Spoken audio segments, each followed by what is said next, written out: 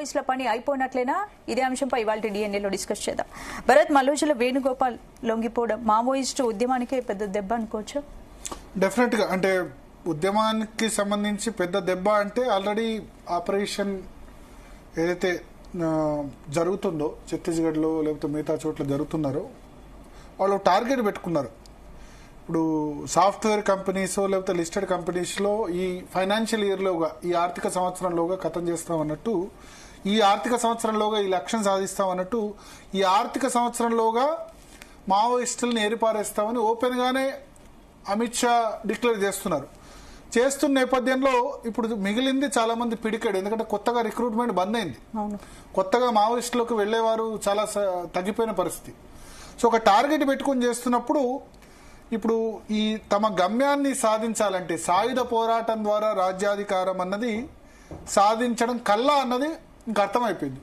అర్థమైపోయినప్పుడు ఇప్పుడు మిగిలిన వాళ్ళు ఏం చేయాలి? అయితే చావాలి, లేకపోతే లొంగిపోయి బయట ఉండి రాజకీయాల్లోకి రావడం ద్వారానో ఇంకెందుకంటే నేపాల్లో వచ్చారు. నేపాల్లో ప్రచండ మావోయిస్టే అక్కడ ప్రధానమంత్రి అయిపోయినారు. ఇక్కడ సీతక్క తెలంగాణలో మంత్రిగా ఉన్నారు. సో రాజ్యాధికారంలో ఉన్నారు కదా ఆమె కూడా. సో ఆ విధంగా ఉన్న పరిస్థితి మనకు కనిపిస్తుంది. కాబట్టి 60 మంది ఒకసారి లొంగిపోవడం వెనక చాలా తక్కువ మంది, ఇంకా 150-200-300 మంది ఉంటారేమో. ఎందుకంటే సెంట్రల్ కమిటీ మెంబర్స్ కూడా చాలా మంది చనిపోయారు, లేకపోతే లొంగిపోయారు, అది జరిగిపోయారు.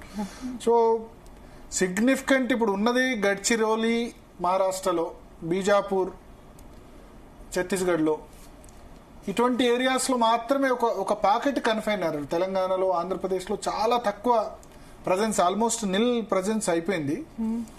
సో అక్కడ కూడా వాళ్ళు ఎలిమినేట్ చేస్తామని చెప్తున్నారు. ఎందుకంటే ఇంతకుముందు అంటే ఈ ఆధునిక టెక్నాలజీ వచ్చిన తర్వాత, డ్రోన్స్ ఇవన్నీ వచ్చిన తర్వాత ఈజీగా కదలికల్ని పసిగట్టచ్చు ఎంత అడవిల్లోకి అయినా.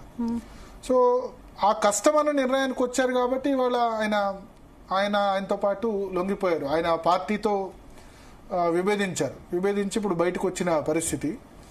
సో అనుకున్నట్టే ఇప్పుడు మిగతా వాళ్ళు కూడా చర్చలు సిద్ధమని చెప్తున్నారు.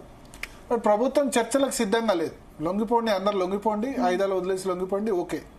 బట్ అదర్వైజ్ చర్చల పేరుతో మళ్ళీ బలం పెంచుకుంటే కష్టం కదా అంటారు. మాట్లాడదాం. మనతో పాటు జంపన్న గారు ఉన్నారు, మాజీ మావోయిస్ట్. అదేవిధంగా